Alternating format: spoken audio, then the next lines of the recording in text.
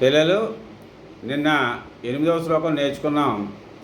ఈరోజు 9వ శ్లోకం నేర్చుకుందాం గురువు గారు.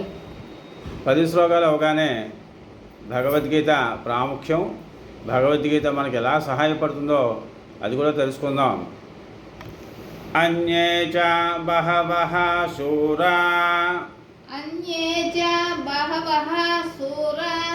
మదర్థే త్యక్తజీవితాః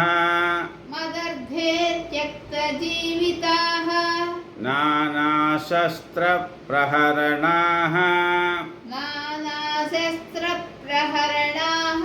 సర్వే యుద్ధవిశారదాః అన్యే చ బహవః శూరా మదర్థే త్యక్తజీవితాః నానాశస్త్రప్రహరణాః సర్వే యుద్ధవిశారదాః.